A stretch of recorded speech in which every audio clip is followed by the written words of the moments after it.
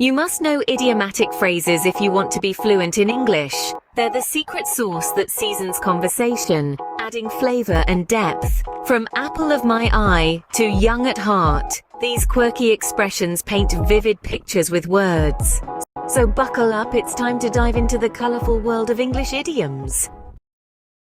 The name of the first phrase is turned on. The meaning of this phrase is to make someone interested or excited, often sexually. The frequency that we see this phrase is occasionally.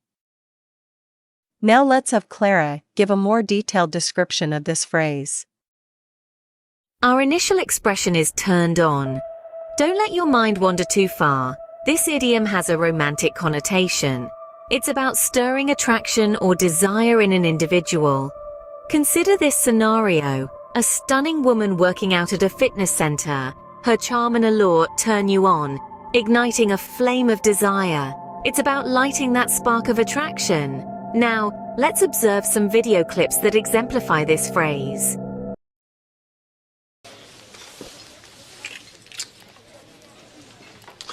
Well,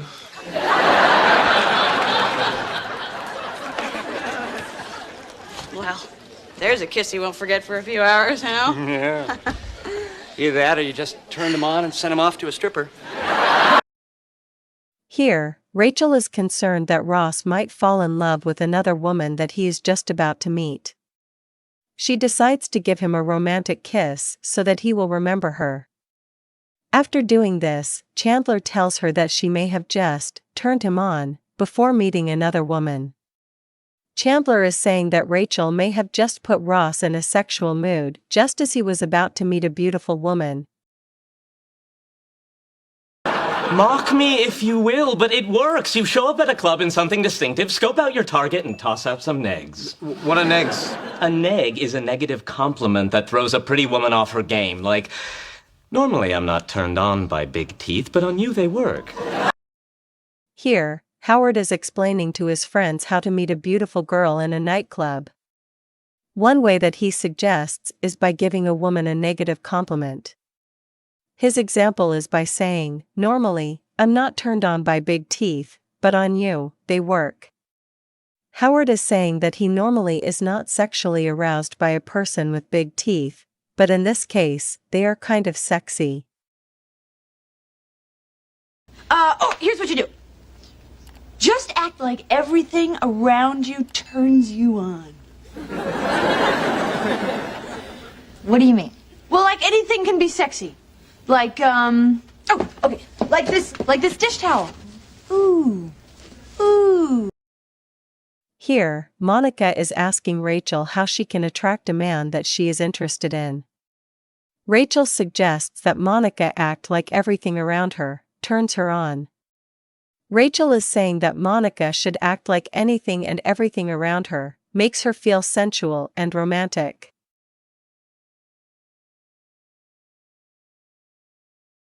And just to summarize, turned on is when something increases one's sexual interest or excitement.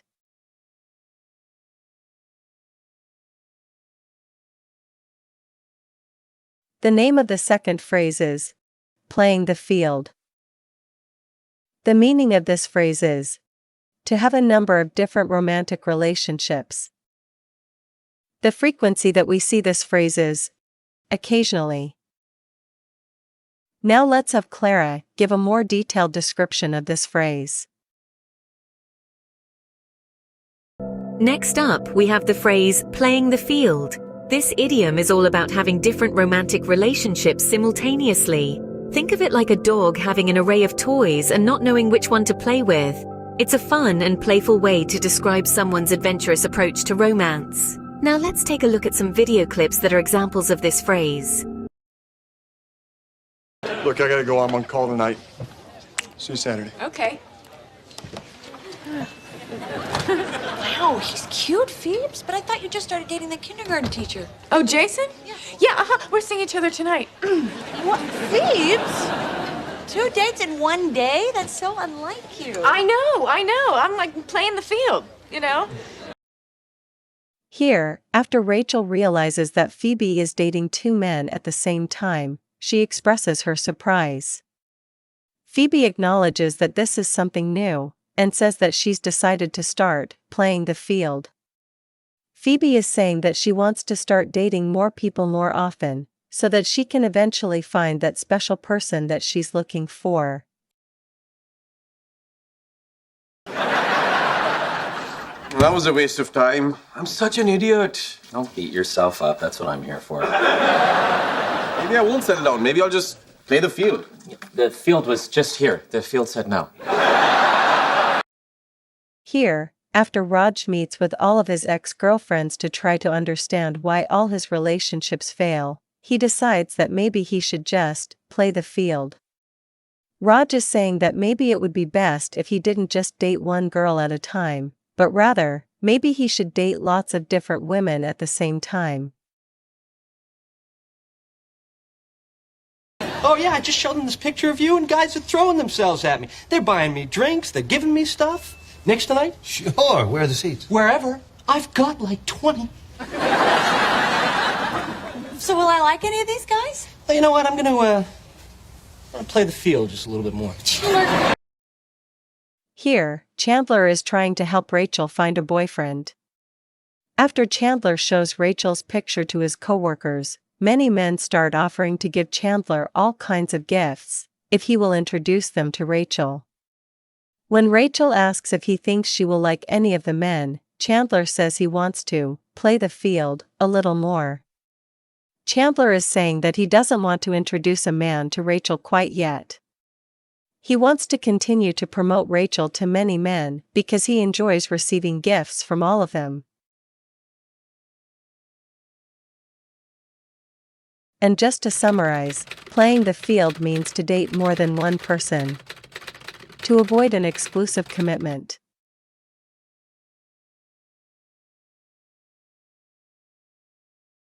Do you know what is most important to this channel? It's you. And you. And you. Life is a journey. We want to share it with you. You got this. And we're here for you. The name of the third phrase is walking on eggshells. The meaning of this phrase is to be very careful not to offend or upset someone. The frequency that we see this phrase is occasionally. Now let's have Clara give a more detailed description of this phrase. Our third phrase is walking on eggshells.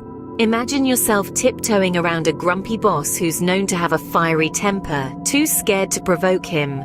That's walking on eggshells for you. It's when you're being extremely cautious not to upset or offend someone.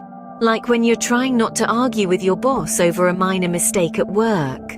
Now let's take a look at some video clips that are examples of this phrase. Yeah, like just now I wanted to get a croissant, but I didn't want to hear you say ooh la la. So you're saying everyone walks on eggshells to spare my feelings? No, of course not, because we don't want to hear you complain about how much you hate the sound of crunching eggshells. Here, Sheldon suddenly realizes that many of the people that he knows feel like they have to walk on eggshells when they are around him. Sheldon is realizing that many people feel uncomfortable around him, and that they need to worry about what they say and do when they are near him. No, it's not. Penny told me that everyone's scared of me. Why would she say that? You know she drinks, right? No, she's right. And I just want you to know that from now on, I'm gonna be much more sensitive. I don't want anyone walking on eggshells around me. Oh, well, okay. Here, Bernadette tells her boss that she now realizes that everyone at the office is afraid of her and that they feel like they have to walk on eggshells when they are around her. Bernadette is realizing that people are afraid of her and that they are constantly worrying about what they say and do when she is nearby. And just to summarize, walking on eggshells means to be extremely careful around someone in order not to upset them.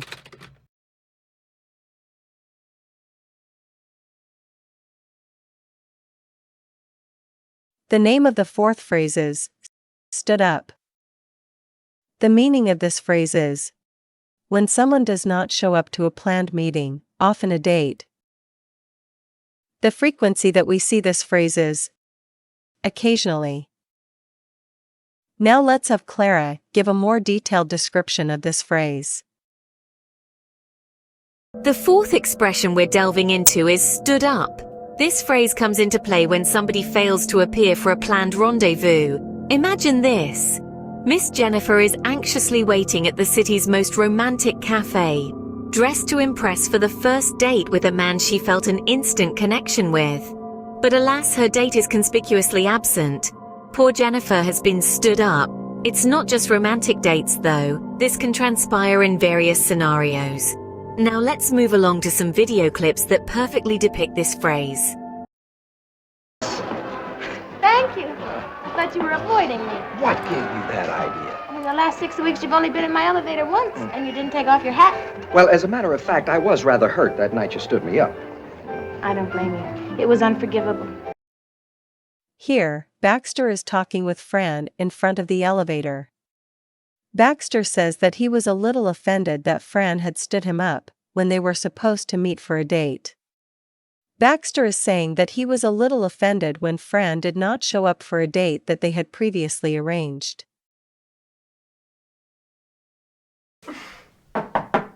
Who is it? What gives? You stood me up. For what? For a date. What date? To the ice capades. I had to eat your ticket. I never said I would go on a date with you. Here, Joe goes to Lucy's apartment and accuses Lucy of standing him up. Joe is saying that he had arranged to take Lucy to a popular show, but that Lucy did not show up for their date.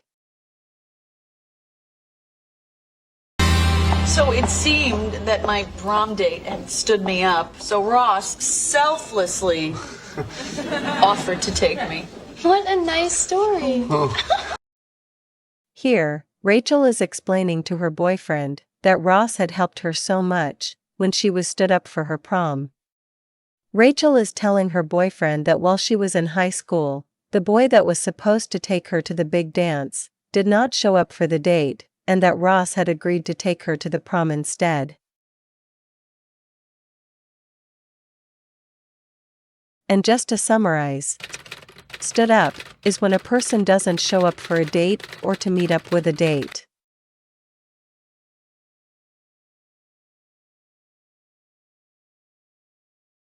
Okay, a quick note to our community members. Now please understand that research suggests that we need to see information 5 to 7 times for it to transition from short-term memory to long-term memory. So please review these phrases whenever you have time, and try to practice using them when speaking to others. Okay, time for a quick joke. Why did the student eat his homework? Because the teacher told him it was a piece of cake.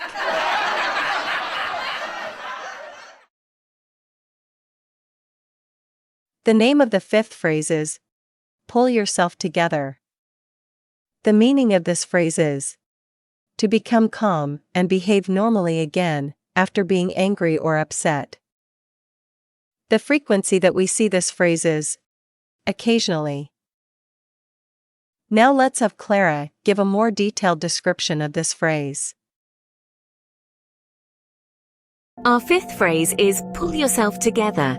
Visualize a flustered office worker in a chaotic workspace, papers flying everywhere, and coffee spilled all over the desk. This phrase means to regain composure and behave normally after being upset or angry. It's like telling our distressed worker to take a deep breath, straighten their tie or adjust their blouse, and get back to work. Now, let's take a look at some video clips that showcase examples of this phrase. Just stop it, Rachel. You can't do this here. I'm sorry. It's just so sad. You've got to pull yourself together. Monica can't see you like this. Then she'll know something's wrong. I know. Here, it is Monica's wedding day and nobody can find her boyfriend, Chandler. When Rachel sees Monica so happy about getting married, she starts to get very upset about the situation. Phoebe tells her that she has to pull herself together. Phoebe is telling Rachel that she needs to calm down and not be so emotional. She doesn't want Monica to know that they cannot find Chandler. But alas, I can't afford it, for I am, as you know, but a simple postal worker. That's a shame. Take me! Take me! Oh, forget it! Pull yourself together! You're making me sick! Be a man! Here, a company is flying Jerry and his friends to Paris for a meeting. When Newman hears about this, he begs Jerry to take him as well. As Newman is begging, Jerry says, "Pull yourself together." Jerry is saying that Newman should not be so emotional, kneeling on his knees, pleading hysterically to go on the trip. Jerry thinks that acting like this is not manly.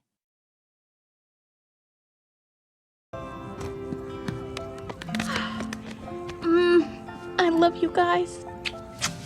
Love you too. Oh, cripes, here come the waterworks. Oh, Stu, pull it together. Bye, everybody. Bye. Here, Judy is getting on a train that is going to the big city. She will start a job as a police officer there. As she prepares to go, her father starts to get emotional, watching his little girl move away. Judy's mother tells him to pull it together. She is asking her husband to not get so emotional, because she doesn't want to upset her daughter. And just to summarize, pull yourself together means to get control of your emotions and actions.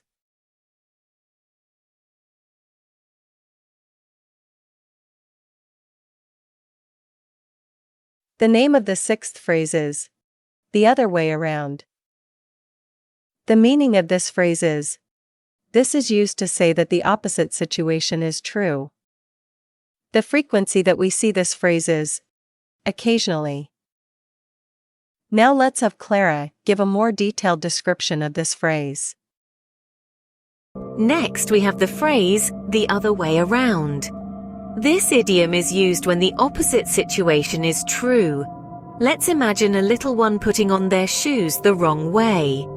In this case, you would tell them, "Your shoes are the other way around." It's a gentle and amusing way to correct a mix-up.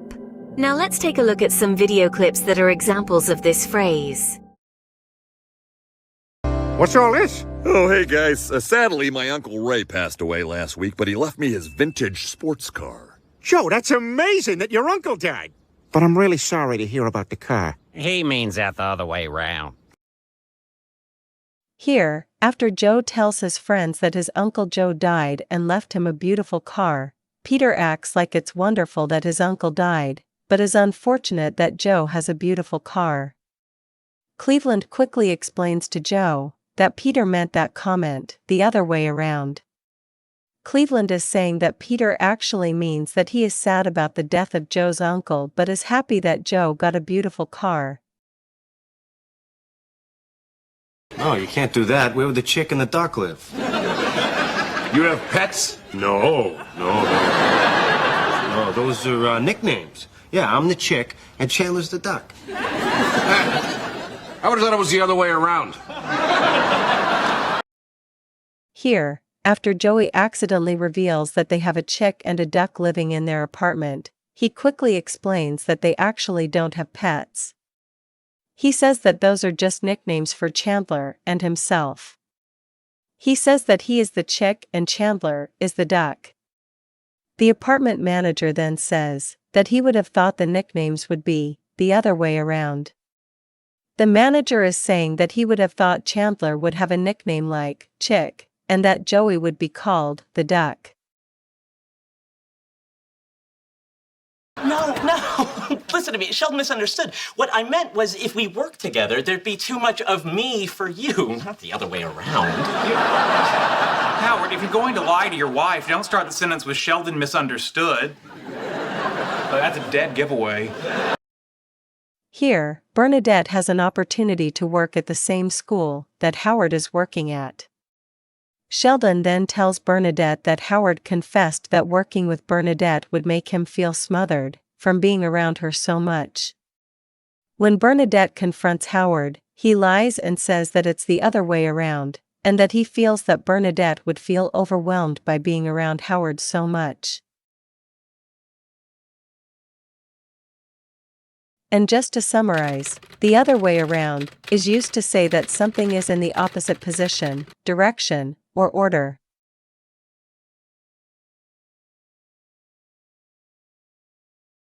All of us here at TD English hope that you're enjoying these videos, but we need your help. The YouTube algorithm doesn't really support us because we are a young channel. If you enjoyed these videos, please spread the word by copying the link to this video to Facebook, Instagram, Reddit, or any other form of social media that you use. We need our community of English learners to work together to allow us to produce more of this content. We also want to thank all of you for subscribing and helping us. It is greatly appreciated. The name of the 7th phrase is, on the bright side. The meaning of this phrase is, this is used to refer to the good part of something that is mostly bad. The frequency that we see this phrase is, occasionally. Now let's have Clara give a more detailed description of this phrase. Our final phrase is on the bright side. This idiom is a beacon of positivity, used to highlight the good in a predominantly bad situation. Picture this: you're caught in a rainstorm without an umbrella, but on the bright side you spot a rainbow arching across the gloomy sky. A bit of color in the gray, wouldn't you say? Now let's take a look at some video clips that are examples of this phrase. Hey, Rach. Hi. You're never gonna believe it. Monica and Chandler moving in again. It's great news, right? I mean, for them, right? Oh, wow. Yeah, but on the bright side, we get to be roommates again. Yeah. About that... Here, Ross is telling Rachel that their friends, Chandler and Monica, will be moving in together. This means that Rachel will not be able to move in with Monica. But Ross says that, on the bright side, Ross and Rachel can remain as roommates. Ross is saying that although it's sad that Rachel can't move in with her best friend, the good news is that Rachel and Ross get to be roommates again. What if you pretended that this couch were a bar? Then you could spend more nights at home with us. Huh? I'm not going to dignify that with an answer. Look on the bright side, Dad. Did you know that the Chinese use the same word for crisis as they do for opportunity? Yes! Here, after Homer realizes that he can't continue going to his favorite bar, he feels very sad. Lisa, his daughter, says that Homer should look on the bright side. She says that Chinese people use the same word for crisis as they do for opportunity. Lisa is saying that although Homer feels that he's in a crisis, he should really look at this situation as a new opportunity.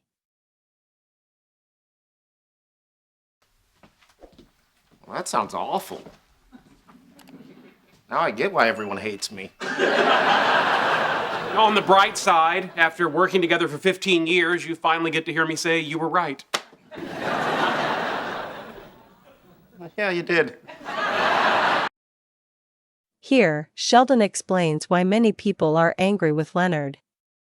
After saying this, Sheldon says, "But on the bright side, you finally get to hear me say, you're right." Sheldon is saying that although there is bad news for Leonard, there is also some good news. The good news is that Leonard gets to hear Sheldon tell Leonard that he was right about the situation. Sheldon has never before said, "You're right," when speaking to Leonard. And just to summarize, on the bright side is used to refer to good things that can be found in a bad situation.